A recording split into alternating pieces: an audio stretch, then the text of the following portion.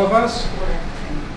We are going to make a recording of it, so if anyone else who wasn't able to be here tonight, I think it's going to actually be required watching for any of us who are out here advocating for Democrats. This is probably one of the best occasions we're going to have.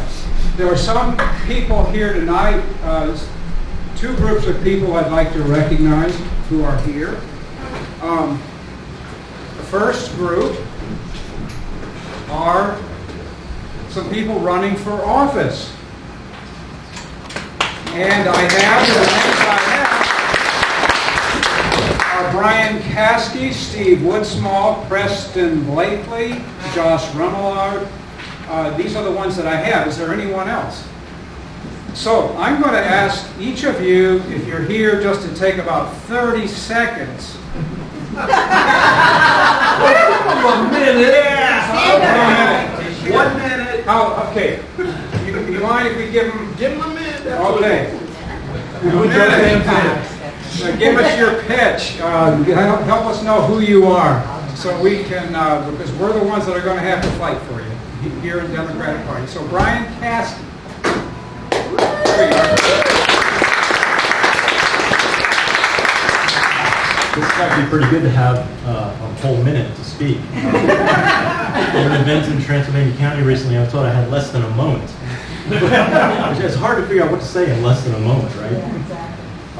So I'm Brian Caskey. I'm a town councilman in Mills River, and I'm running for the North Carolina State Senate in District 48.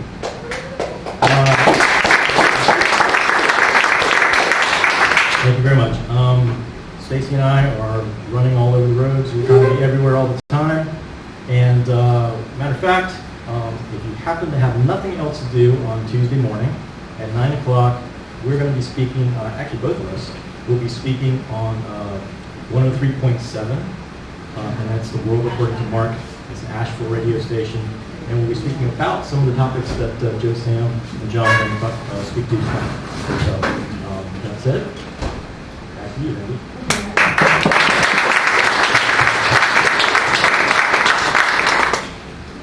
Steve Woodsmall for the U.S. House of Representatives.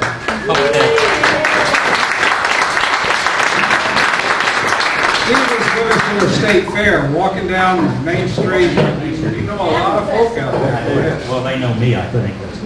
Hi, I'm Steve Woodsmall. For those of you who don't know, I'm running for U.S. House of Representatives against Mark Meadows. Is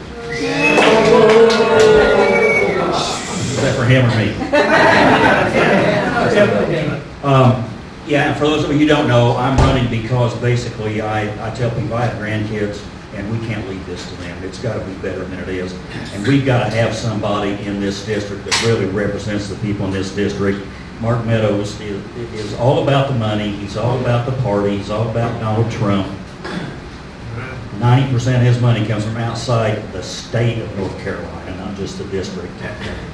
And we've got to get him out of there and get real representation in Western North Carolina. We've got to keep the House. We need to flip the Senate in 2020 and make America think again, as far as I'm concerned. Hooray! Follow us on social media. We've got some literature over here on the counter. Like our stuff, share it with your friends, let them know. We're all over the place all the time, and you can sign up for our email list online. We send out 2 emails a week, let people know where we're at and where we're going and what's going on and that sort of thing. So we need your help, we need your support, we need your money, and tell your friends, and let's go get it. Yeah.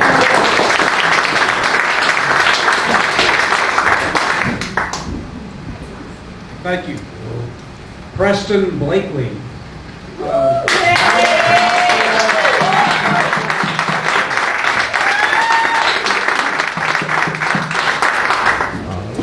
Good to see everybody. As you said, I'm Preston Blakely. I'm running for Fletcher Town Council. I'm a lifelong resident of Fletcher. Been there since I was 4 years old. 20 years later, I'm running for the Fletcher Town Council. I think I'm the best candidate. I've experienced in local government, federal government, state government. My master's of public affairs, and more than anything, I care about the community, and I want to make things happen. I don't have my literature out there yet, and I thought about it. It's in my cart. I'll put it over there. So if you guys want to learn some more about me or donate your time, talent, and treasure, be sure to do that. And I'm glad to see everybody here. Appreciate it.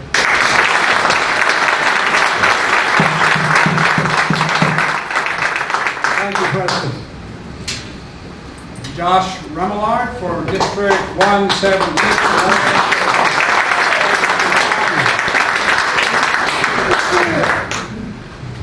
How's everyone doing tonight? Good. Now, I do have a tendency to get pretty long-winded on things. I don't know if you've spoken to me in the past or anything like that. So I'll try to keep it real simple for you. So my name is Josh Remillard. I am a U.S. Army infantry veteran.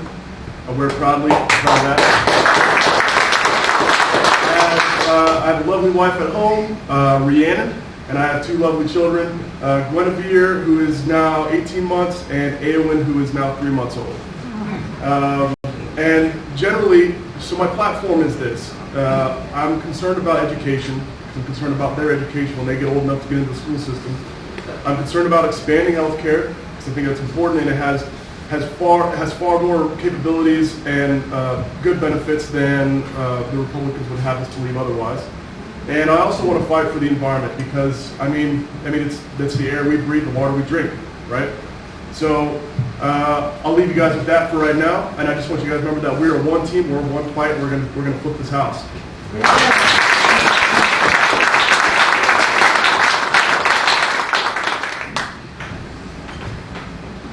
Well, I'm excited. These are all good people. So I'm glad we got a first chance to meet them. I met some of them the first time tonight, so this is terrific. I'm glad you all came.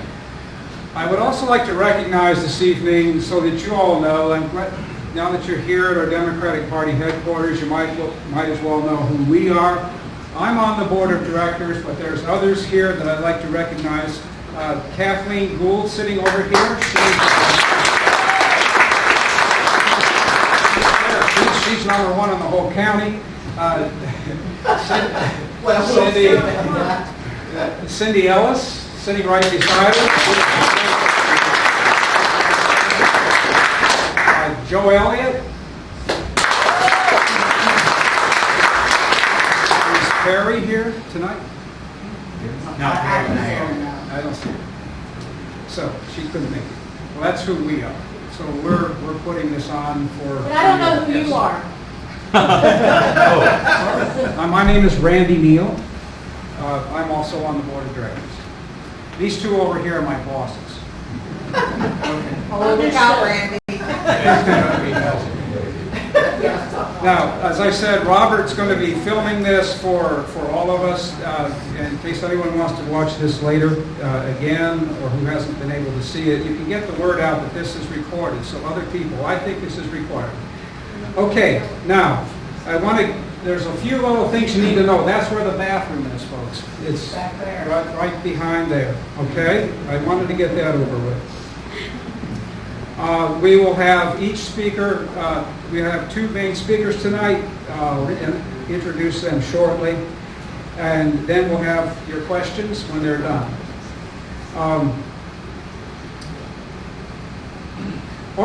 Ed, you wanted me to mention that on the 19th, I almost forgot this, the people who were just on stage telling you that they're running, and others, right, will be back here in this building at this place on Thursday, the 19th of this month.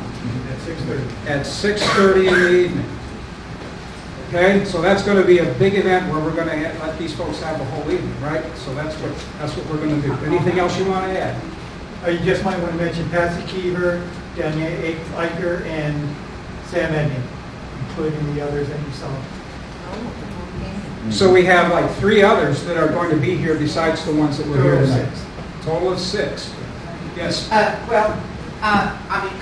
can do it at the end or I can do it now, but I just want to tell people about, I'll do it now. On October the 27th, there will be something in the e-blast about this, but there will be a climate crisis forum event at Grace Lutheran Church across the way. That will be really powerful, and I just hope people will come to that. It's being billed as a nonpartisan event, and the people sort of running it were citizens concerned about the climate crisis. And there's just a lot going on, so I hope you will come to that. Slated for October the 27th, 2 to 4 p.m. in the Grace Lutheran Church Fellowship Hall area. Come to that. And before that, you had the opportunity several times to watch the film. Right, that's right. In various locations around town, there will be publicity about this. There's various places that are showing the film titled Paris to Pittsburgh. Now, you can actually watch it online. It's free, and was produced by the National Geographic. So all you have to really put in is that title, Paris to Pittsburgh, National Geographic, and the thing will come up, and you can just click on it and watch it on your computer. But anyway, that's sort of the preparatory stuff to this forum. Okay? Thank you, Kathleen. Now, that's a huge thing. I know we have some of our people that have been working on that really almost solid since we were all voted into office back in, was it April? So this has been something that we've been working very hard on, although it's a nonpartisan event. Okay. I just want to mention one other thing. Joe, Sam, are those your flyers that are back there? And you can take anybody else. Okay, there's some very, very important information on the back table. When this meeting's over with, you'll want to pick up what's on that back table. A very, very good information sitting there in the form of handouts. Let me see if there's anything else that I should be saying. All right. We have 3 reasons for being here tonight, folks. One is to educate ourselves on the issues we face and to make us more articulate in defending them. We need to know. Even though I've been involved in I've been a Democratic activist for a while, the state, what's going on at the state level has always been a big black hole to me. It's only recently that I've taken a big interest in it. And I felt that some of us who are out canvassing or out in other ways in activism of one sort or another, we need to know what's going on in Raleigh. So that's partly why we're having this event tonight. The second reason is we need to learn how to win some elections. And we have some people here who know how to do it. Like winning in a district that went 60-40 for Trump. Joe Sam here achieved that. And he was going to explain somewhat how to do that. Okay? And then the final reason is we just need to reinforce why we're even in this fight. Why we're giving our time, treasure, and our sacred honor to this cause. Sometimes it's good to sit back and realize what we're actually up against and why we need to be engaged. Okay, so now I'm going to introduce both speakers, and then we'll have first John Ager speak and then Joe Sam. Regarding Joe Sam, he is from District 119, which encompasses Haywood, Jackson, Swain. Now, not all the counties, but kind of the whole. All of Swain and Jackson and half of Haywood. Okay, there you go. He has had 3 terms in the North Carolina Senate, right, and 3 in the North Carolina House. He knows how to win elections and he knows how to lose them. I first heard Joe Sam speak at our Democratic District 11 convention back in May, and I remember sitting next to Cindy, and I said, "Boy, we got to get him over here." And so he is here tonight, and I'm so glad for that. Sam is an architect and a 6th-generation resident of Haywood County. He is also heavily involved in other civic and cultural activities. Now, look, what I'm about to read to you here is somehow what it kind of takes to win. I don't think he intended this. This was out of Wikipedia. I was looking for stuff about you, okay? He said, but here's the secret. He has been heavily involved in civic and cultural activities, including producing the summer street dances on Main Street in Waynesville and serving as dancing in the streets in the way. Okay, that's how you do it. Right? He served as director of the Smoky Mountain Folk Festival, and for more than 30 years, he has also served as a Boy Scout master, Sunday school teacher, youth soccer coach, and various boards and committees. He attends many arts and educational events in his district, including plays and concerts. He is married to Dr. Kate Queen and has 2 children, both of whom are graduates of North Carolina State University. And he has an architectural practice in Waynesville. Now, what I'm seeing here is someone who's like really into his community. He's on everything. When there's an event, he's at it. All right, does that have something to do with Wayne? I think so. Okay. So, we're happy to have you here. And again, he won in a district that went 60-40 for Trump. That's about our problem here in this county. That's about our ratio in Henderson County. As for John Ager, he's sitting right here. 3 terms in the House since 2015. He has, okay, let me give some idea here. He's actually already helped us up in Bat Cave precinct. We were trying in Bat Cave to figure out, what are we going to have an event? If you go out and canvass, you need to have something to, canvass people about, right? Reading be at the door. And all my people up there said, we got to get John Ager. So I and some others went to his house. Ever been to his house? Ever seen his place? Yeah. I have. I think Abraham Lincoln would be at home there. Right? His dad, too. It goes back to what? 1800. 1800. It's an incredible place. It's also the site of the Cheryl Inn. Did I get that right? It's an amazing. Well, we had a great visit with John, and that we were setting up, and he spoke for us already. So this is really pushing him to get him to come back, because this isn't even. Neither of these guys, none of us vote for them, right? But they're coming to help us here. Yeah. So. It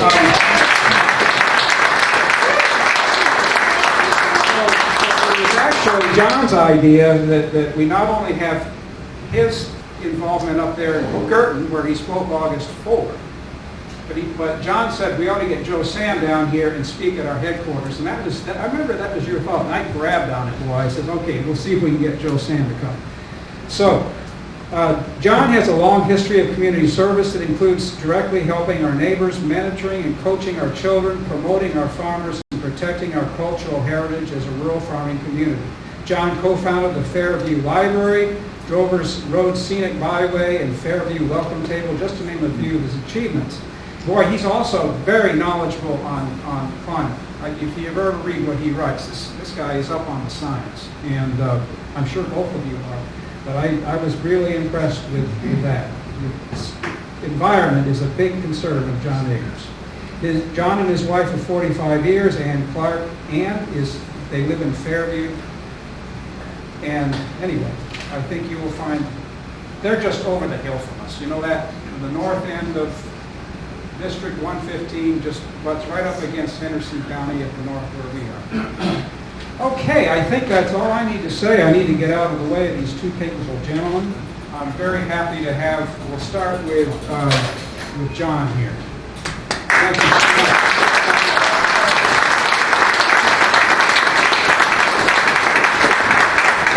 Thank you, Randy. Thank you all for coming out tonight. You're just where you ought to be. I know there were other things you could do, but this is where you need to be. This country is too important to let it slide away from us. So my name is John Ager. I do live just over the Henderson County line in Welcome County. I own part of Henderson County.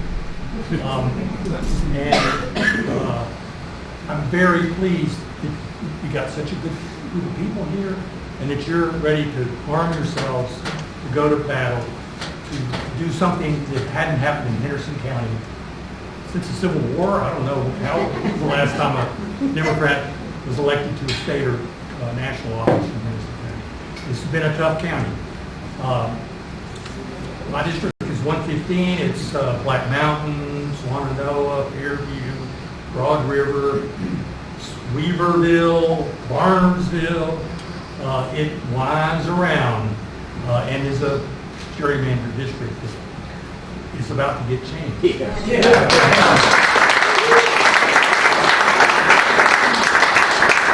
We live at Hickory Nut Gap Farm. I have helped run the farm for years. My son and daughter-in-law are now doing such a fabulous job that they said, go down to Raleigh, Dad. So I'm proud of them, and I'm proud of where we've gotten to with our farm. I'm mostly proud because our family has preserved it. We put conservation easements on almost the whole farm, including the Henderson County Democratic Party.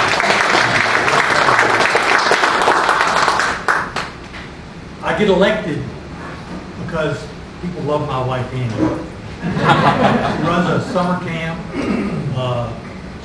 She's more involved in the community than I am, and she's generally a wonderful person. My father-in-law, some of you might remember, it was Jamie Clark, the father of Annie, who was the congressman, the Democratic congressman from the 11th Congressional District for most of the 1980s. And he was really my mentor.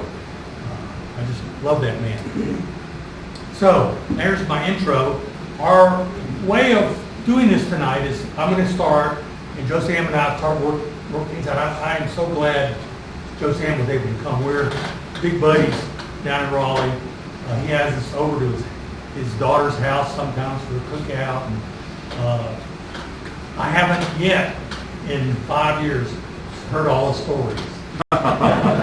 So you may hear it here tonight. But he and I work together well, and we really look after the interests of Western North Carolina, especially rural Western North Carolina. And I hope Joe Sam will talk not only about Medicaid expansion, but broadband. He and I have worked hard, especially Joe Sam, on trying to get broadband out into the area. It's very, very important. So let me just give you an introduction here. We hope that there'll be plenty of time for questions and more discussion. To my way of thinking, our country and really our democracy feels broken, angry, and directionless. Not only all the tweets coming out of Washington, but we are seeing upticks in suicides and addiction and general despair, mass shootings, harassment of women and racial groups. You have to ask yourself, how did a great country get to that kind of place? And yet, we live in a time of wonders and marvels, especially technologically. And why haven't we been able to take those wonderful things that are out there and make for a better society, a better country, a better government, and a better lives for all of us? So I feel like it's our job to figure out how to rebuild morale and put our technology to the benefit of everyone. One obvious area for that is medical care. You talk about wonder and miracles. Medical care is full of it. When you get to be my age, you start being really appreciative. The trouble is we haven't figured out how to pay for it. Each of us probably consumes more medical care than our parents, for sure. How do we pay for it? It's not for lack of money. Our medical care system is flush in money.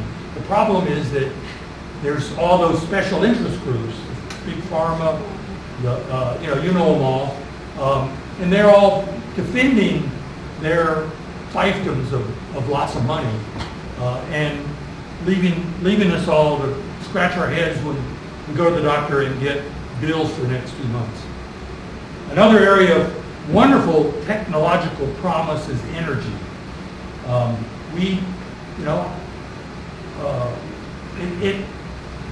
really actually surprised at how quickly solar energy has come to outcompete coal energy and natural gas energy. And there's other areas of the energy world that are exciting, and the young generation is ready to go, ready to take it on. The fossil fuel people have blocked it, as I'm sure most of you are well aware. at every turn, and mostly in politics. Education, in order to prosper in our world, you not only need a good early education, preschool education, elementary school education, high school, and so on. You need to be able to have education for all of your life. And you know, the jobs are going to change. We're going to need to be retrained. And that's another challenge we have. North Carolina has gotten itself where it is. We're now one of the really most important states in the country when we used to be the old poor sister of the country. And we've done it through support of our university system, our community colleges, and our public school system. We should be very proud of that. We've had 10 tough years trying to get the Republican General Assembly to properly fund education. And my interest is agriculture. I really want to take advantage of all these younger people who want to take a crack at making a family life on a farm. We have one product that suddenly appeared that might be the answer, and that is hemp. And I met with Commissioner Troxler this morning. Sam and I both did. We're trying to, as they said when we brought it up at the meeting this morning, the Department of Ag guy said, man, I was hoping we wouldn't have to talk about hemp. But we've had a big fight about hemp down there. People are getting educated, but this could be the crop that makes rural life in western North Carolina viable again, and I'm going to push it forward. We begin rebuilding our democracy by rebuilding how we elect people. Now, I'm not going to go much into that. I think most of you know that. One thing we need to do something about is Citizens United, which you know, Democrats don't get the corporate money, so that's one big disadvantage we have when we run. Citizens United opened the floodgates, and it's part of the problem we have dysfunctional politics now. And of course, gerrymandering.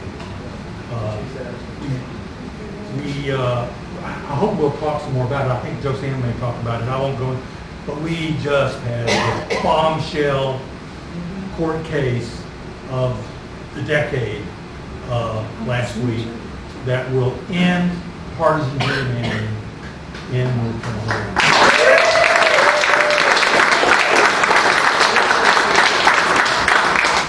Your Senate district, which is also my Senate district, will be changed. I sure hope so. Yeah, I don't know quite how they're going to do it. I'm trying to think about it the other day, but it will be changed. I live in the district by the length of my driveway. So we'll talk more about that. It's a very interesting case, and the result is interesting. Joe Sam and I go back on Monday to start dealing with it. Sam is on the committee, the districting committee, so hopefully he'll have some more to say about that. What I consider one of the very top issues we really are losing ground on is income inequality in this country. Our economy right now is organized to make a very few people very rich, and the rest of us out there trying to make a living, trying to buy a house, trying to buy a car, trying to get a college education for our kids, it's a struggle. So that we can talk more about that if you'd like. Finally, I wanted to talk about what I consider is the existential issue of our day, and that's climate change. We are killing our oceans. We have a mass die-off of species all across the world. The fossil fuel interests are running rampant in Raleigh and in Washington. You and I live in a very special place. Western North Carolina is going to be like Noah's Ark. the species that can survive a warmer climate can go up our mountainsides and survive. It's a lot easier than going to Canada. So we have to do everything we can to protect our mountains. And that is actually something I have really devoted my life to, serving on many committees. And my first big involvement was back in the 70s with Bat Cave. I don't know how many of you have ever been to Bat Cave, but I worked with Mrs. Flinch, whose family owned Bat Cave, and she began to give a part interest, she was very careful, a part interest to the Nature Conservancy. And that has accumulated now to the whole Hickory Nut Gorge moving into public land. It used to be all private. The Chimney Rock Park and the trail system that maybe you read about, an article about that this week. Very proud of what we've accomplished there. Politics should reduce conflict, not create it. Democrats have the best ideas, and we have the best ideas for the future, and we thank you for carrying those ideas forward into this next election. So I'll turn it over to Joe Sanders.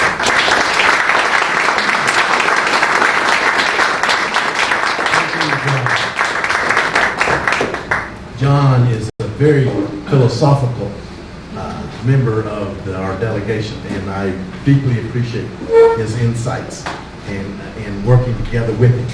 He is very tactful and gets along with everybody. You know, he doesn't want to start a fist fight on the first gathering. So that's great about John. He's a very effective member in the General Assembly. Beautiful headquarters. Attaboy, Henderson County. This is a we got business in mind. Great leadership, great candidates, Steve and Josh and Preston and Brian. I mean, you all are just great. It takes good candidates to win elections. It takes working for the candidates. You got to get them elected. Don't be telling them how to run a campaign. Help them, because they've got to strike the middle ground. I'm just going to give you a few little points here. Start with the end in mind, Democrats. Let's don't get pissed off in the primary.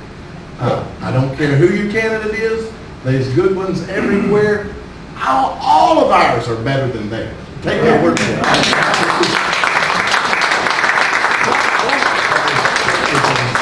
You can take that to the bank.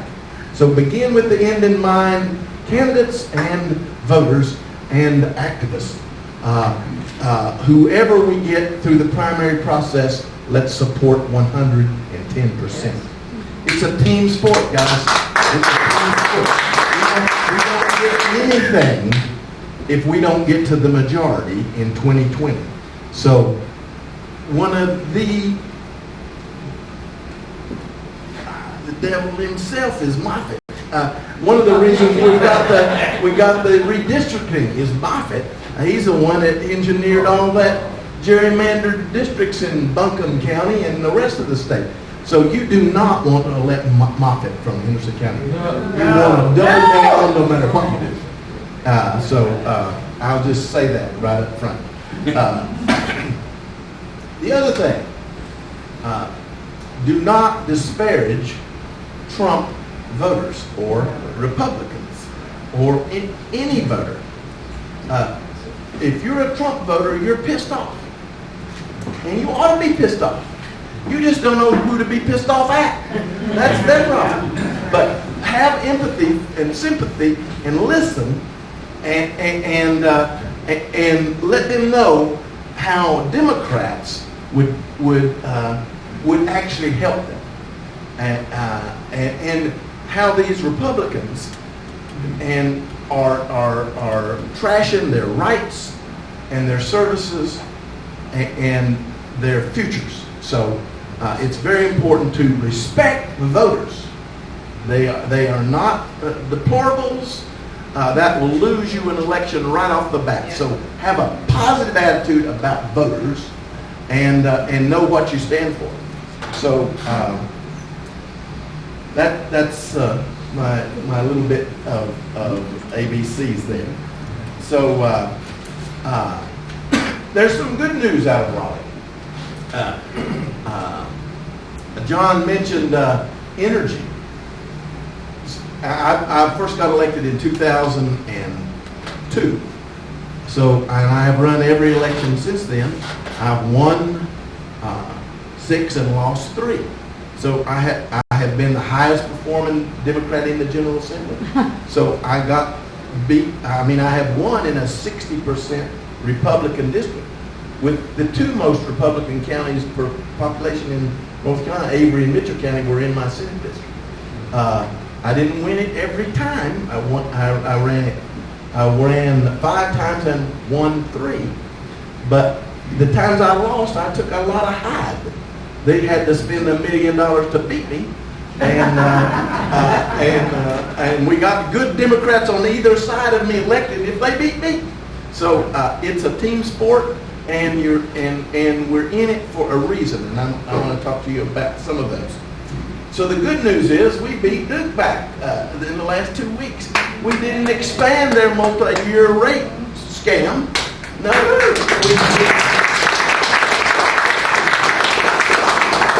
and that happened because it was going to be vetoed anyway. And the Republicans are in an election year, and they're not going to try to. They decided we'd better back off of this. This is going to get us all beat. Imagine that. Thinking like that. You know, we're trying to stop some stupid stuff. So that's the good news. We are stopping some stupid stuff because we have a governor with a veto. And that's the only reason. So your votes count at the state level. You may not win Henderson County. I'll tell you, in the Obama years in my Senate district, which was a 60-40 Republican district, and the year we nominated Obama, I said, "Oh my God, I don't know what I'm going to do. I've got an African American and a Yankee in my district. I'm running against a beauty queen and a war hero." I mean, I'm not disparaging the African American. I'm just saying, in my district, that is a tough set. So, but we worked for Obama every day. I had 600 volunteers come through my headquarters working for Obama. I didn't even have an Obama sign in the yard because I couldn't be photographed with an Obama sign. One of the only regrets I ever had in politics is the Obama campaign called, "Joe Sam, come down here. He's coming to Western North Carolina. We want you to introduce him."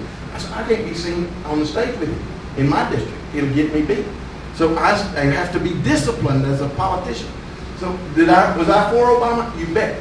Did my office and my staff and my volunteers work for Obama? You bet. In the Kerry years, they didn't work very hard, but we worked hard for Kerry. He is a war hero. Then Obama comes along.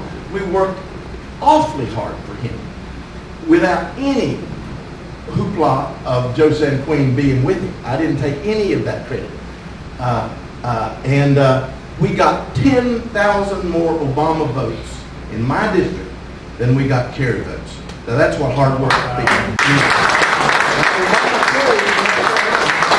Obama carried North Carolina by about 15,000 votes, if you remember. 10,000 came out of my badass district. I was so proud of that that I can't tell you how important it is to work for the team across the state. Good news is we have a fabulous court system that we have won back in North Carolina. Democrats have won back the court. Strong African American leadership at the top of our court system. That's helped us do that. We have worked with women, strong women across our court system, which helps justice in every way. I understand that the General Assembly isn't going to even appeal this ruling from the courts because our Supreme Court will just send it right back to them because it is the law of the land that every vote should count equally. That is our Constitution. It may not be the federal Constitution, but it is your state Constitution. And for one time, the state court matters, and we have won it as Democrats working together. So remember that, and it's up for an election again in 2020, the courts. But good news, we have a governor with a veto, and he's a smart, hard worker, savvy guy. So we are stopping some stupid stuff. So that now I'm going to go on. Just to mention the gerrymandering, because the Republicans have systematically undermined the value of your vote. Now, if you're not pissed off about that, you're not right. Get right. And they have wasted. This is the most wasteful General Assembly in the state's history. They have wasted $4 billion, $2.5 to $4 billion, depending on how you want to count it. I changed. I was just using $2.5 billion a year on Medicaid expansion till I met with the speaker. The speaker called me and said, "Joe, Sam, we want to talk to you about, maybe peeling you off on this veto." I said, well, I'll come down and talk to you, but you ain't got a snowball's chance. But I listened to it because I wanted to help educate him just a bit. The speaker needs a little help. And so what they have done is throw. And so the speaker says to me, I said, I'm putting it out there. You're wasting $2.5 billion a year. That's $5 billion in this budget. And the speaker says, no, it's $4 billion a year. $8 billion. Okay. You get this better than me. Now, so can you imagine that? That's $30 million a year in my district, $30 million in John's district, $30 million in McGrady's district, $30 million a year, $75 million in one of the Senate districts. A year that we pay, it leaves our pocket. We pledge allegiance to the flag of the United States of America in North Carolina, and we pay our federal taxes. And our General Assembly is denying those taxes to come down to our citizens for health care. Jesus Christ was for health care. I assure you. It is in our values. So that is so wasteful. And I told the speaker, I said, Speaker, you have some members in your delegation on the Republicans that didn't want to expand Medicaid. And the Senate doesn't have any. But you need to put it over there to us. You need to let us vote on it. We'll vote it out of the House, and it'll be on the table. You need to respect your members who they support. And I think we will do that. I think we're going to send the Republican House bill to the Senate before it's over. I'm confident of that. But in this cabal of taking your vote away and wasting $4 billion a year. Last election, North Carolina voted 51% of the total vote for Democrat legislatures. And we only elected 45% of them. That's why we're in this court case. They have disenfranchised the voters in North Carolina. Now, we're a purple state. We're a purple state. We're winning this purple state, and they're beating us back with this gerrymandering. So it'll be a big help this time. We have to win 6 House seats.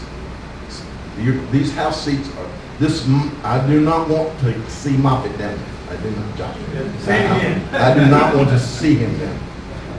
He is bad news, very bad news. So you have a challenge. It'll be tough. But I got elected in a 60-40 district. You can elect Josh, or you can elect a Democrat in this district. And you work for them, you unite them, you work together, you insist on everybody pulling together after the primary and beat Moffitt and elect a Democrat. Because I'm going to tell you why. We've got to stop the waste. Stop the waste. That's the first thing. The reason we're in a veto, the reason we're not rubber stamping this. See, they've been in the supermajority and they've just run over us with all these stupid budgets for a decade now, since Citizens United dropped. This will be, the 2020 will be the next census, and we have to have a majority, or they will gerrymander us for another decade. It's taken us all decade to get back, and we can get to the majority in 2020. And we need this seat, this House seat. We need this Senate seat. That you are important.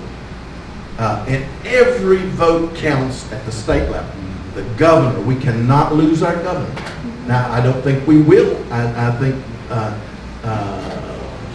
what's his name? Forrest, run. It's sort of like when you think of Trump, just take it up. It'll be all right. And that's the same way as Forrest. But stop the waste. It's time to expand Medicaid. If they don't, I hope we can do it before this elections comes, but you can remind them how much they have thrown away this decade. $4 billion a year, $3 billion a year, every year for this entire decade that they've been in the majority. And you can hold them accountable.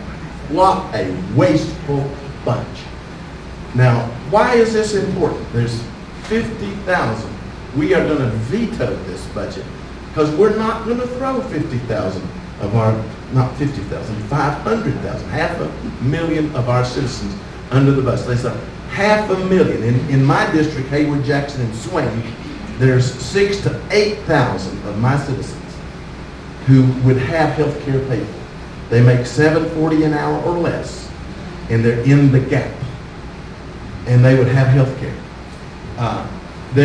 To provide the health care, every dollar of that $30 million in my district each year, and in these every house here, John's district, everybody, every 100,000 is a job.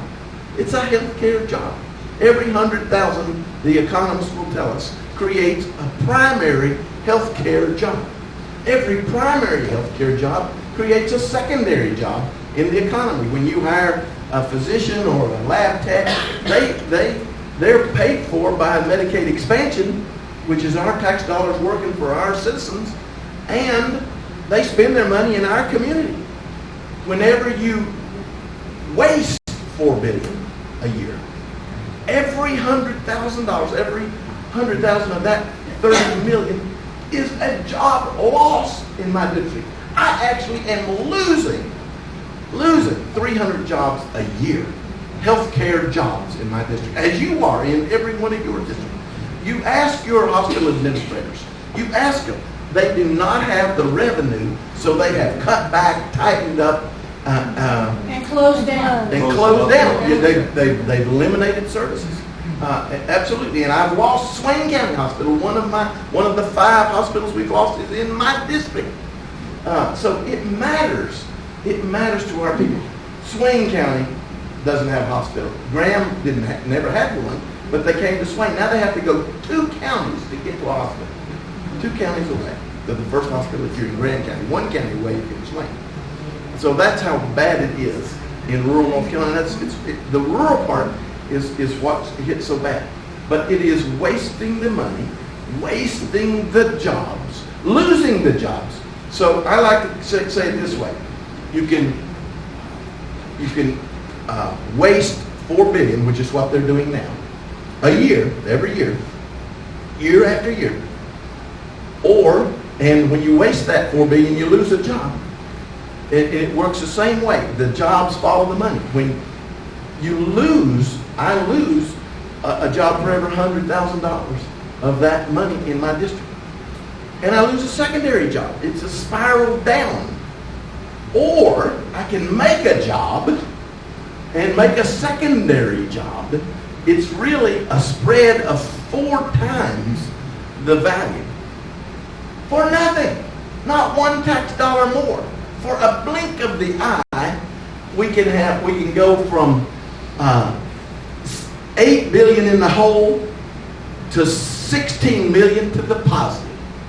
That's the difference in the decision. It's the spread that is the decision. This is a $16 billion spread for the blink of an eye, and $16 billion the following.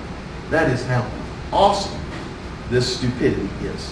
When we talk about stopping the stupid stuff, and they say, oh, it's just about Medicaid. Oh, yeah, it is. It's not just about Medicaid, but it damn sure is about Medicaid expansion to start with. Lives lost. We're in the opioid crisis right now in western North Carolina. In Haywood County, my home county, last year we lost 26 deaths to opioids, 26 overdoses to opioids. In the entire Vietnam War, Haywood County lost 23 boys. That's the scale of this disaster in North Carolina. It's a couple thousand across our state. 12,000 since these Republicans took the majority. 12,000 opioid deaths. Ohio, under Republican Governor Casey, passed Medicaid expansion with Dayton as the epicenter of opioid overdoses. They cut their deaths in half the first year.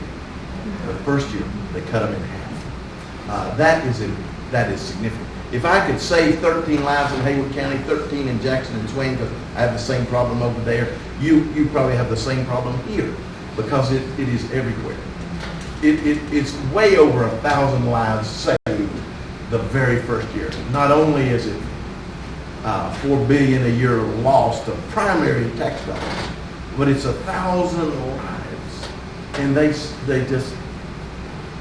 So one of them said, Joe said, "You're exaggerating. It won't be more than 400." Well, it's 400 lives for nothing. You know, don't tell me this. You know, would you vote for a legislature who would kill 400 people or 1,000? It's really 1,000. Cone Health has done a great nonprofit third-party expose on what we need to do, why we need to expand Medicaid. Cone Health, a good North Carolina nonprofit in the health world. But you do not want to support anybody that is there. I'm going to give you two more things to know why we're in this veto period. First is Medicaid expansion. I think you've got that. Second is the other really stupid idea that the Senate has floated as their very bright idea. It is their SCIF scam. It's a pay-as-you-go where the legislative leadership, this is Berger and Speaker Moore, they get to sweep 4% of the entire revenue of North Carolina and put it in a capital fund to be distributed in the priorities of the leadership. So they will determine the priorities of the state, and they'll do. It's called pork on steroids. Yeah. Pork on steroids. It's how you buy your members off to support you as speaker or protein. It's how you wring Democrats' arms that you need to override a veto. We'll give you a couple hundred million. There have been at least 4 Democrat House members who've been offered the Department of Social Service moved to their county because Dorothea Dix has been bought or traded with the city of Raleigh, and they're going to relocate the Department of Health and Human Services. We didn't plan to leave Raleigh, but they've decided they can ship it to any county it wants it. They'll just move up that 2,000 state employees at no whim. They don't give a damn about health care working, so they don't care if half of them quit. No, they don't care at all. They don't care. They're cynical. So that's how that works. So the SCIF scam is not certain because you don't know what the leadership will do. It's every time you have a new election, you have another set of priorities. So they give a 10-year plan, and you're in that plan. But they can't bind any legislature but their own. So that the first 2 years is, if you're not in that money, you've got a cold tater and you'll wait. That's all you got. It's not certain. It's not transparent. You don't know why you got it, why you made the priority list, why you didn't. It's not timely. You don't know when you get it, if ever. And it's absolutely not fair. Now, Governor Cooper has offered a second alternative, a better alternative for North Carolina, the Invest North Carolina Education Bond. We haven't had a true education bond for public ed in 20 years. We had NC Connect for higher ed 2 or 3 years ago, and it has done wonders for our higher ed. It's the one smart thing we got out of the session I was in, the first session. We got that through. The Republicans couldn't pass it, but the leadership decided to let the Democrats vote on it, and we passed it overwhelmingly with just a few Republican votes. But it means a big difference. So what is a school bond? It is on the ballot, citizen approved, it's fair, it's specific, it says what every county gets. The governor's laid it all out. Every county gets a fair share. Every university unit gets a fair share. Every community college gets a fair share. It is good for the state of North Carolina, and it has $500 million in there for water and sewer projects, which will be grant-based. So it is fair, it is transparent, it is certain, and it's timely, and it's a better way for North Carolina. It's not pork. So we're not going to go with the skiff scam. We're not going to go with throwing $500,000 of our citizens under the bus and denying Medicaid expansion. Those are two things we're not doing. The third thing we're not doing, the governor doesn't want to do for sure, and none of us want to do, is another $500 million of corporate tax cuts. The Republicans can brag that they've given $4 billion already. They have. We have $4 billion less in revenue in North Carolina for teachers, education, health care, anything we need, infrastructure, broadband. They have given the big corporations, 95% of it has gone to the top 5% of taxpayers. So it's all shifted our state, as John said, to the wealthy, the benefit of the wealthy, at the expense of everyday citizens, the future, the youth, our promise of North Carolina. So we're not going to go with another $500 million. We need that, or we don't have enough for teachers' raises, state employees' raises, and the things that we absolutely need. The governor's budget, his alternative proposal to them, is balanced, just as theirs is. And it's twice as good in every way. The skiff scam invests $3.5 billion in honest to God needs that at the local level. The Medicaid expansion, $4 billion a year, comes back to every part of North Carolina.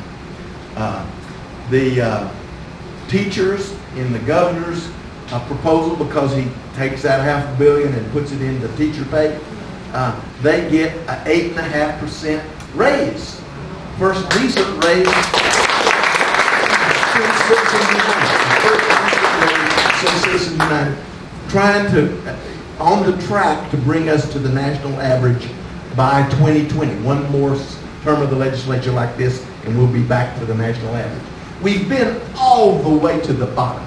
We're about fifth up from the bottom now. It depends on when they take the data point. You know, right now we don't have any raises for teachers, so we're way down. But if we get this in, so it's the Republican budget has 3.8%. The governor's budget has 8.5%. State employees, again, they play state employees. He has $667 million more for state employees.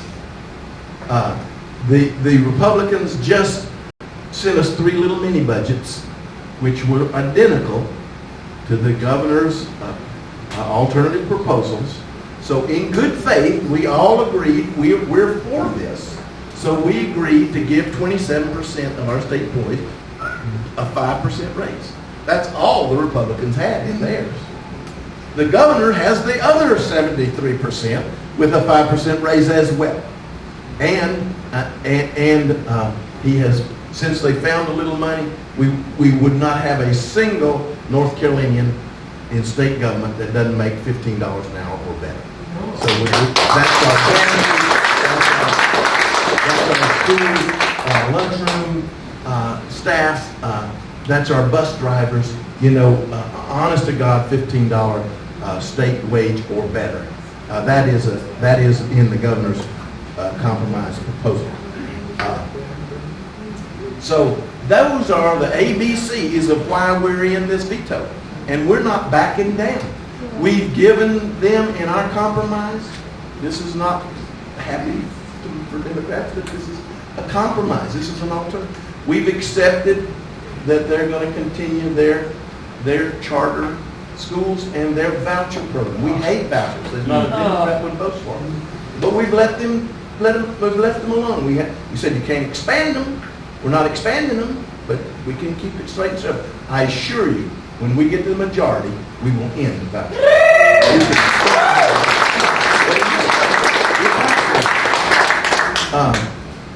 Every pork project that the Republicans put in their budget, every one of them, we gave it to them. Said, that's what you think the citizens need? We're not stripping you from your rights, but we want our 500,000 Medicaid folks with health care. We will stop that stupid stuff. We're not doing this scam, this pay-as-you-go scam. No, we're going to have an honest-to-God school bond. And we're not giving another $500 million away. So 1, 2, 3 is ABCs. That's why we're in this veto. Everything else, we're open. We're not being belligerent. We've offered them in good faith a very good proposal that they're absolutely embarrassed by. One of the reasons they won't talk to anybody about it is they can't defend their position. They cannot defend their position with anything other than just BS. And it's pretty thin. As Woody Guthrie said, you can read a magazine right through it. And so that's the soup they're delivering. And so it's very important what we do in the next 14 months, because our state depends on it. I will challenge you to a good read, and it will help you understand a little of our dilemma and where it comes from. A North Carolina scholar, Nancy McLean, has written a book called Democracy in Chains. It's a highly recommended read because it shows you what the Koch brothers have done to our democracy. They fully intend to undermine the right to vote and the democratic principles for the wealthy. And just read it. Our democracy is in peril to a fifth column assault, a stealth billionaire assault that we will stop in 2020 and turn our country around. At the top to the bottom. I don't know who it is a wild card at the top right now for Democrats. But they're all better than Trump. Oh yeah. And I thought they were pretty feisty and full of good ideas, What does Trump have to offer? Sharpies. I mean, it is befuddling every morning just to realize what that sucker does. A bully and a braggart is not great. I'm a scoutmaster, have been. We taught our little boys not to be bullies and braggarts. That is one of the things. Now we have a bully and braggart in the White House as the role model for all these young men, and that's why we have so much dilemmas. We need to stop this. We're better than this. We all know this. I don't see him getting any momentum, but I want you to respect the voters and realize they've got to wake up. It's like Jesus said, open your eyes. The kingdom of heaven is at hand. You do not have to take this. There is a better alternative. And we need to put the salt in the stew and the light in the darkness. We need to go forward. And in North Carolina. And John and I are certainly all about that. But read that'll buck you up for the long haul. Start with the end in mind. Work for your candidates. Work together. Make friends. Recruit. Communicate. Share. And if you pick one of these up, you've got my email address on the back. If you'll send me a little email, say, give me your newsletter, I do a newsletter every week. I've done 33 of them already since we've been down there. They're all just right on point. I have a few little sort of picture-y things of what I've done this week, and then I have the issues that are driving the state. I haven't really said a whole lot about broadband, but the governor last time got $10 million for broadband in the budget. McCory, in the 4 years he was down there, didn't put 1 penny in broadband expansion. Now, it's not just the money, but we have opened up where our electric co-ops can now expand and do partnering to bring broadband to citizens. We have a bill in the session right now to allow cities and counties to do the same. The Republicans have been blocking that, but we have the votes to pass it if they will let it come to the floor. It's called the fiber bill. But in this budget, the governor's current budget, along with their budget, we are in agreement to spend $30 million from 10 to 30, from nothing for 4 years to 10 million, now to 30. If we get elected, we'll put 90 million in next time. We're going to keep it till we bring high-speed internet to everyone. Because you cannot live in rural North Carolina without internet. I can't in Swain and Jackson and Haywood, and you came here in Henderson. You're probably better off than we are, but rural North Carolina, western North Carolina is just about 50% coverage at the best, and about half of that is dial-up as opposed to real broadband. So we've got to change that, and there is absolutely no reason we can't, except public policy has roadblocks in the way. There's no technological change, there's no financial change. The high-speed internet has more value added to do it. There's enough in just the utility, just the electric sector. If every electric meter was a high-speed internet node between the utility customer and their utility, so they can have green smart power, it would pay for the installation on year one. There is lots of value added to high-speed internet for education, healthcare, emergency response. We just had another hurricane in North Carolina.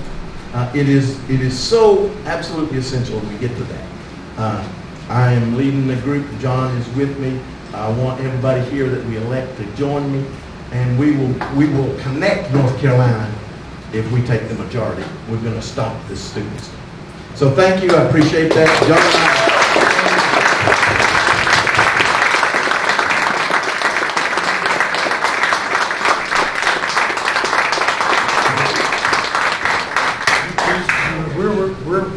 we don't want to run anybody off. I want to take questions. Okay. I have a question. You say you talked to Tim Moore. Yeah. He called you into his Oh office. yeah. You know, we tried to buy my vote. And he tried to buy your vote. And what was that conversation like? Can you go into a little more detail? Well, I said you gotta be. Your mind has got to have gone. But it's good to talk to you, Tim. And actually, Kevin Corbin called me over to his office, and Tim Moore was there, so he snuck up on me. I didn't go to Tim Moore's office. I went to Kevin Corbin's office where the speaker is. He's from Franklin. He's from Franklin. West of here. And pretty good guy. We're wringing his arm pretty hard on Medicaid expansion and broadband and working together. Western North Carolina, we like to work with our Republican counterparts. I got along great with Chuck McGrady. I told Chuck, one time if he ever needed me to campaign for me, just call me. I'll come over and he'd say, oh, wait, look, come to Henderson County, you'll get me beat for sure. But I got along with him. And so I try to reach out. As I say, John is much better at it than me. The reason they don't work with me so much is I am a campaigner. You've got to want to win. And it's not horseshoes we play. You get nothing for being close. So don't run a damn good close campaign. Either win or a guy can stay at the house. Get in it to win. That is what your citizens need. They need to be represented. And you have an opportunity here for, you've got great candidates great candidates already stepping up. You're going to have a good primary. You're going to get a good candidate because you got good candidates already. So just plan to get them elected. Don't play horseshoe. Oh, no, they could stay with that. I have a question. Got a question. Can you quote as of today how much has been wasted for the special sessions where the vote for the budget override has not yet taken place? It's 40 to 50,000 a week, so we're pushing 2 million. Wasted. I've read that a lot of bills have been placed by the GOP and getting parts of the budget passed. So what's in store for trying to take care of the budget that is being presented by? Yeah, so their new strategy is the mini budget. Right. And goes to Appropriations Committee first. They had 4 of them, 3 of them agreed with the governor's budget, so we approved them. The 4th one didn't, and we sort of caught them by surprise. And it had to do with teacher pay and some other things. So, you know, you want to know how low they can go.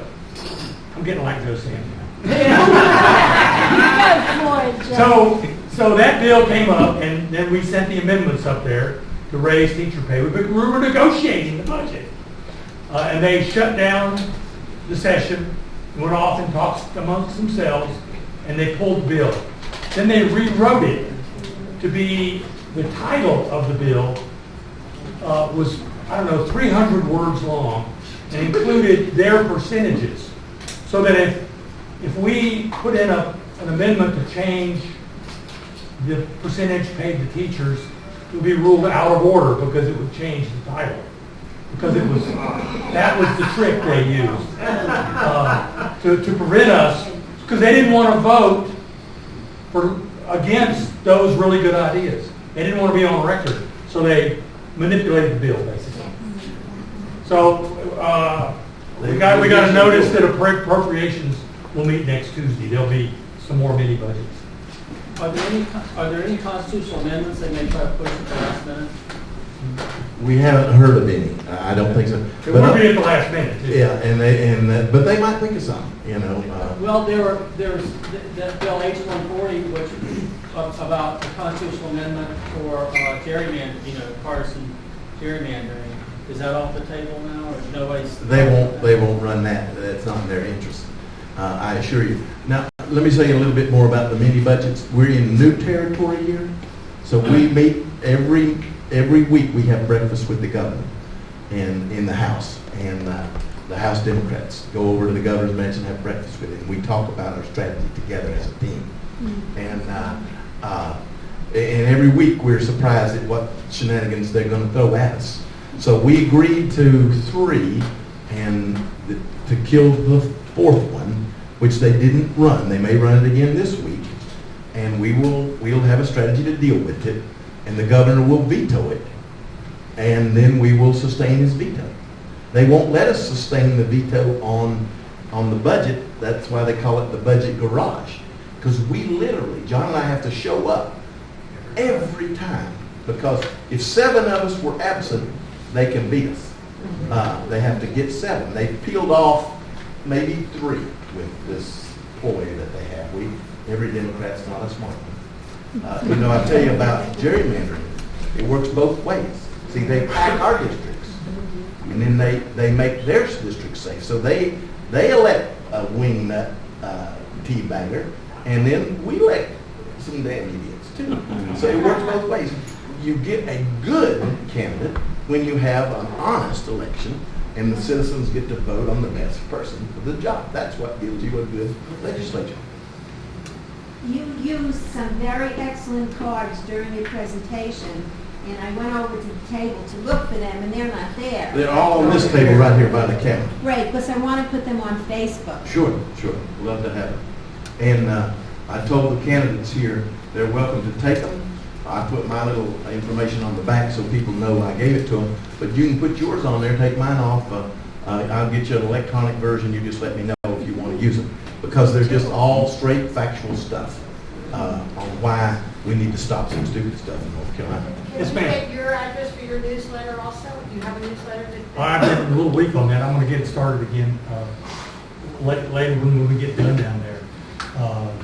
But I'm on Facebook a lot. Okay. So you can see, that's where I do most of my communicating. Okay. And it's John Ager. Okay. Can you tell me what taxes they raised in the last 7 or 8 years at the local level, like service taxes? Because they say they cut taxes, but they also raise sort of Well, taxes we don't understand. The dirty little secret is they've raised your taxes. And they've cut your rate. Now, you have to understand what they've done, because it's complicated. And citizens aren't all that eager to learn about complicated stuff. That's one of the strategies of the Republicans. Just give you a little sound bite and smack you on the ass and it's over. No, they've cut the rates on income taxes. So everybody, we used to have 3 tiers. One at 7%, one at about 6%, one at about 5%. I don't know the exact number, but that's normally what it was. That's not a big spread. So if you're wealthy, you're making over, $150,000, you were paying 7% income tax. If you were middle income, 50 up to 150, you were paying 6%. If you were under 50, you were paying 5%. So they lowered the rate to 4.9%. So everybody got their rate cut. Okay, now what actually happened? If you were at the top, your rate went from 7 to 4.9. So you got on basis points, you got 21 basis points, everyone, 1/10. 21. If you were a low-wage worker, you got 1. Okay, it's a rate. It's not what you pay. It's a multiplier to what you make. So you got a 21 times the tax cut to the working man, and you multiply it by a much bigger number because you're making a lot more money. Well, a working man ain't making much money. Everybody in Medicaid expansion makes less than $7.40 an hour. Just to show you, there's $500,000 to $600,000 that make that little in North Carolina. So when it's 100 to 1. The rich guy gets 100. The poor guy gets 1. The rich guy gets 100. This is the way you play quarter. Now I'm going to finish here. The other thing is so when I say 95%, I'm being generous. 95% of the tax cut went to 5% of the taxpayers. That's what happened. But it's worse than that, because then so the poor guy got a rate of 1% less multiplied by a low number, but they got their sales tax increased on entertainment, on services. So they raised $1 billion of sales tax, which hits the little man more. So it was the United Way and the Justice Center. They had a little forum that went all across the state and told you what your taxes were going to be. Your rates were cut, so they can claim we cut everybody's rates, but your taxes were increased for 85% of North Carolina. 85% got their taxes increased. The upper middle class held their own with just a slight cut, and the super wealthy got 95% of the cut of the $4 billion. Now that's what happened in North Carolina. And that is Koch brothers 101. Absolutely. And I was going to talk about the sales taxes, so we covered that. Their strategy is to push expenses back to the county as well. The counties are having to pick up some of the slack, especially in public education. And there's some counties that can do that and some that can't so well, which is making the poor counties worse off, and the wealthy counties can compete more. So it's multi-level what's going on here. Urban against rural. Yeah. Urban against rural. And the other thing is, you ought to be mad. Not only are we wasting the $4 billion, but Medicaid expansion covers the inmates in our prisons. So if you get locked up for a substance abuse issue, you actually get health care paid for through Medicaid expansion. We've already paid the taxes to help you. So the sheriff over in Haywood County, Greg Christopher, has done a great job advocating for Medicaid expansion because he needs it to help his inmates. He's a recovery ally. He's not trying to throw these addicts under the bus. He says it's not an incarceration criminal justice problem. It's a health care problem. We've got to have the resources to help these people. It's the same thing at the state prison level. So we're paying twice. We're paying with our state dollars for our local prisoners and for our state prisoners. We're paying all their health care, and it's substantial when you're an inmate. All that will be paid for by the taxes we're paying the federal government already if we Medicaid expand. So that's just another example of paying twice. Now the bond, the education bond, the county's responsibility is to build school buildings and repair them and maintain them. And it's the county's responsibility to cover the facility costs for community colleges. So we are directly helping the counties meet their needs and their demands and saving you local tax dollars. So we will help you at the local level. That's what Democrats are trying to do. And I'll say one other thing about Democrats. What we like to say to business people is you ask a businessman what he wants. You ask Charlie Coke what he wants. He wants a tax cut. And he doesn't want to pay for any more service. But you ask the average businessman, the real North Carolinian entrepreneur, he says, give me a better employee and give me a better customer. So we're trying to give them a better educated, better trained employee, and we're trying to give them a customer with more money in his pocket.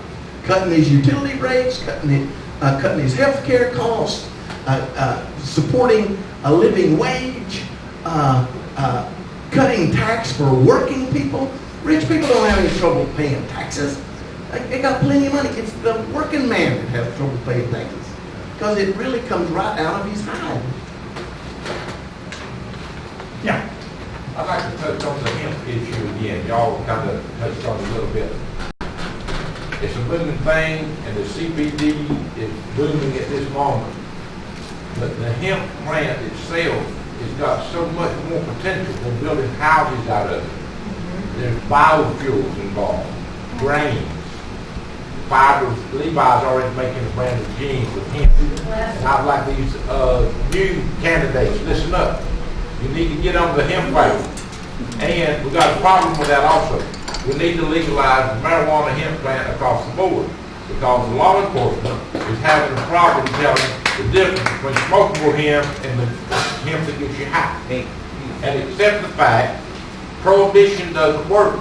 No. We proved that in the 1930s. All we did was increase the mafia's income and create a strong underworld.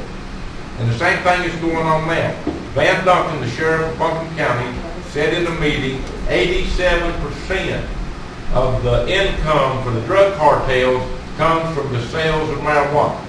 Marijuana has been sold on the streets of Buncombe County since I was a teenager. I know this for a fact. We've got to accept that you can't prove them. Did you have a source? I spent plenty of money. You can't stop people from doing this stuff just by saying, don't do it. Accept the fact that it's in our community, it's going to stay, and Colorado's doing very well. California, Oregon's doing very well with legal marijuana. The difference is minuscule between smokable hemp and marijuana hemp, whatever you want to call it. There's so much potential for it in all areas of life. It's very good for the climate. You can produce more paper than you can with trees on less acreage. Marijuana, hemp plant, whatever, puts off more oxygen and takes in more carbon dioxide than trees. Question, Michael, not just to say. Okay, so will you guys get on board and help encourage some of these other candidates to get it with the hemp program and expand this whole thing so we're not confusing law enforcement with what they're trying to find out here in people's cars and homes and then they're growing in their garden. One more thing. In the first chapter of the Bible, if we're Christians in here, you believe in the Bible. The first chapter of the Bible, verse 29, God said, I give you all seed-bearing plants for your use. And God don't lie. He gave us a good plant. It's medicinal, all kinds of good reasons. Get on the program with us. Well, I can't say more than that. Won't find anyone more on board with the hemp program. I spoke to the hemp X group a couple nights ago. I am personally, as a legislator, in favor of medical marijuana, and at some point, and when we can resolve some of the issues that have come up in other states, moving on, because I agree, law enforcement treatment of marijuana has been a total failure. The Department of Ag in North Carolina is really on board with me.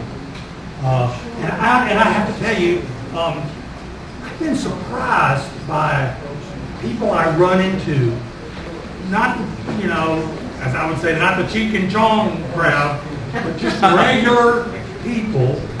They'll come up to me, country people in Fairview, and say, we've got to have medical marijuana. I got some pain management problems.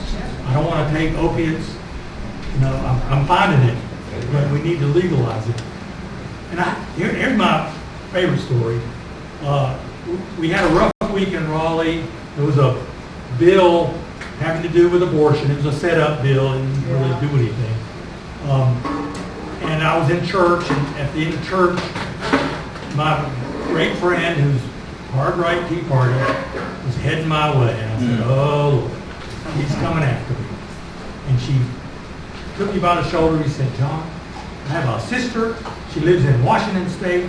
She wants to move to Fairview, but she's not coming until we legalize medical marijuana. I said, Barbara, I'm with you. That was really...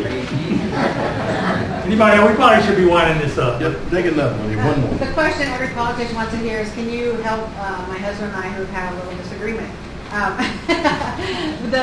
The recent ruling from the courts, I plotted through the 357 pages and pretty much didn't get an answer as to how it would affect District 11. It doesn't affect the congressional districts at all. At all. It's only state legislative districts.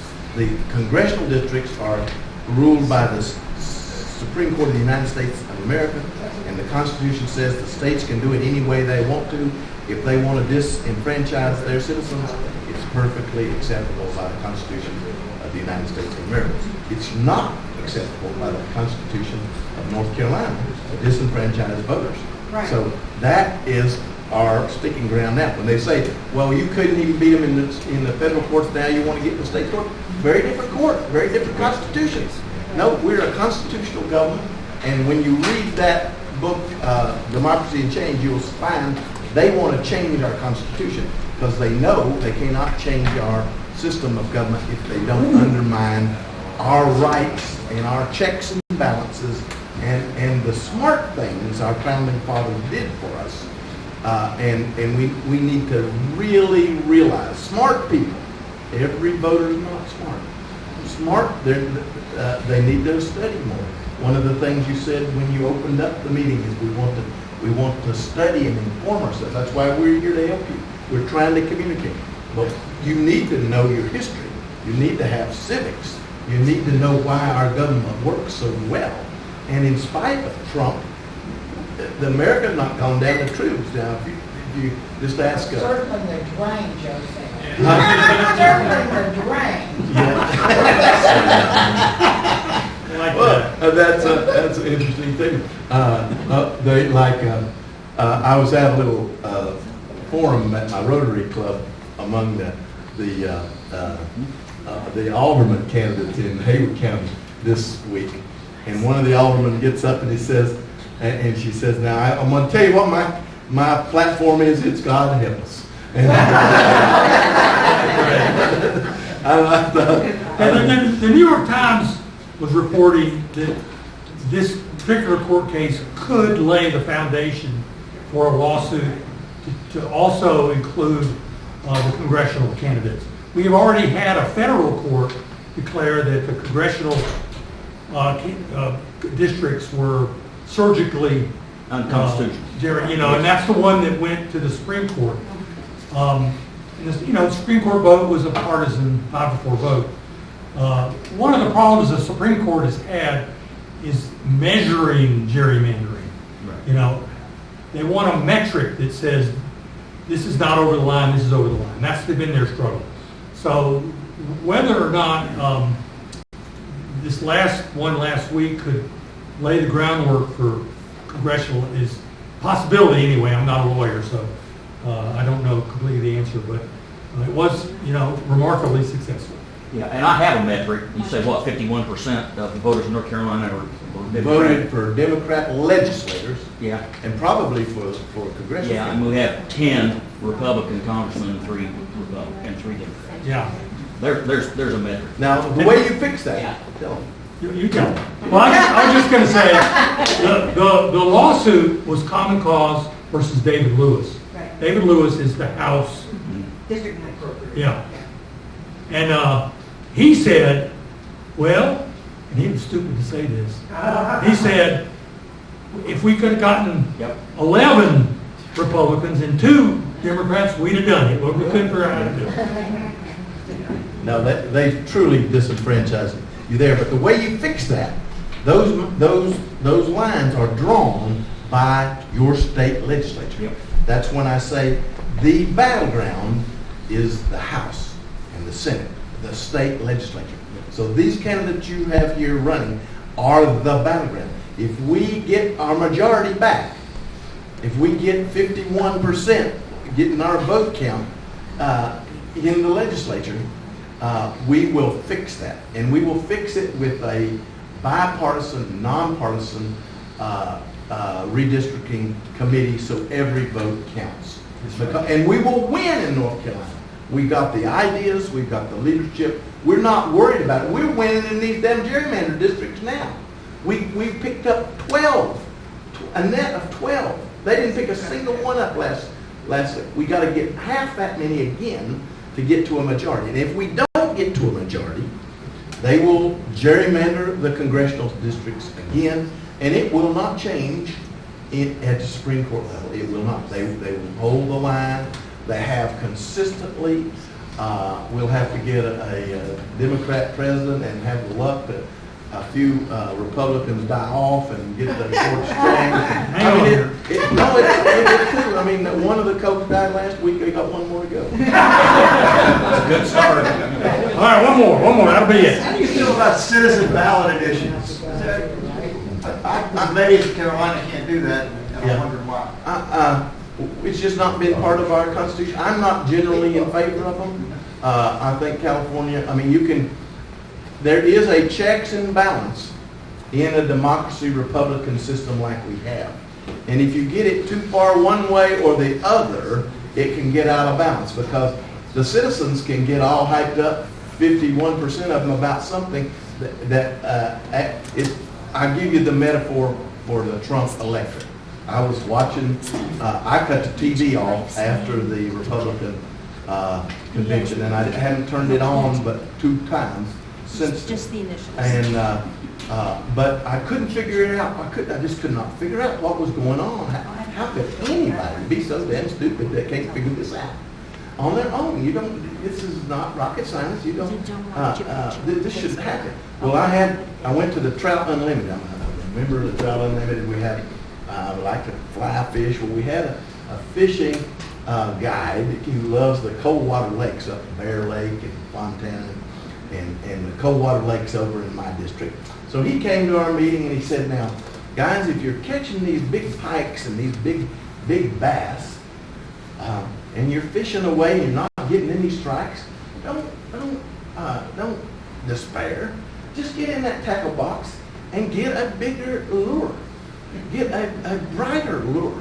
And don't slip it in the water. Splash it in there.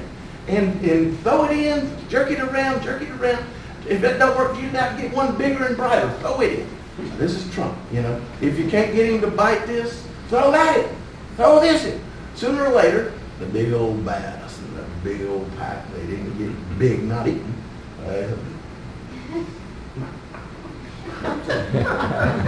It's about lunchtime.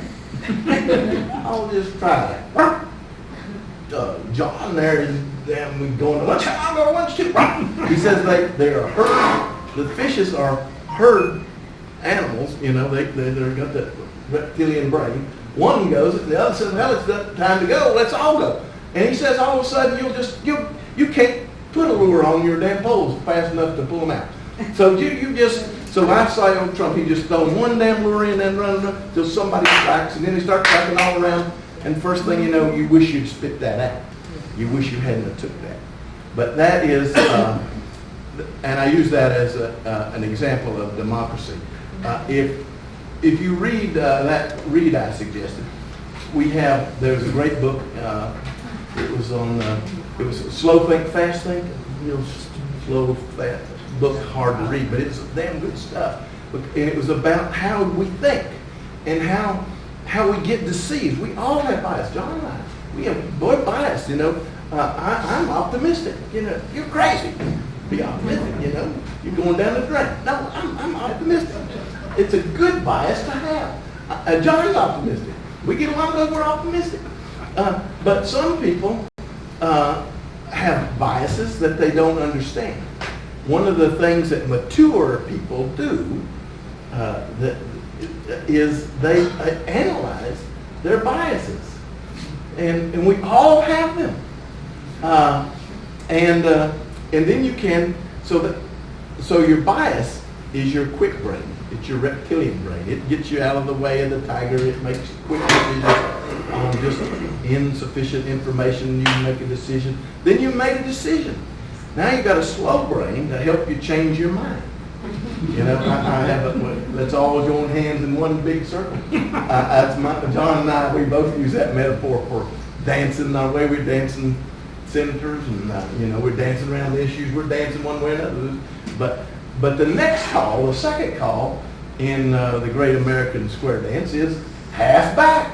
And I tell people the first lesson in life is you can change your mind. You know, we all get things wrong from time to time. We all have biases. So you want to recognize that and be open to changing your mind. But the Trump voters, they took the strapped lure, the day-glow lure. They got.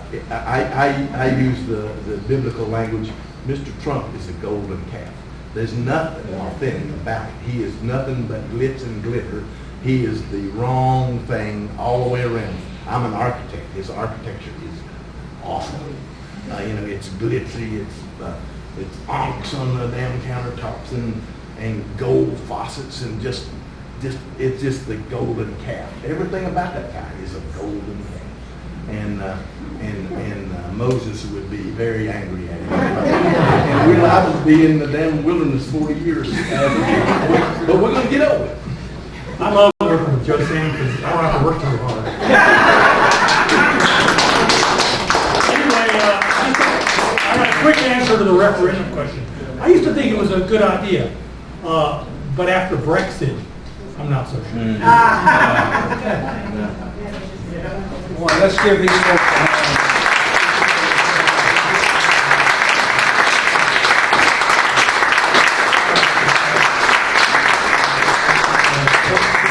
Tomorrow morning, I forgot to announce this, I had it in my notes and I apologize, but tomorrow morning at 9 o'clock, we're having a breakfast here. Is that correct, Tom? That is correct. Okay, you're all welcome. And it's good. It's really good. We'll set you back $9. That's what we use to help fund ourselves here at the Democratic Party. We may have a few free tickets to give away, but anyway, we'll welcome you to come. If it's your first time, it's free. Okay, if you've never been to a breakfast before, come tomorrow morning. And I'll need a few people, along with Bob, to help us put the tables up here as soon as you all leave. One more question.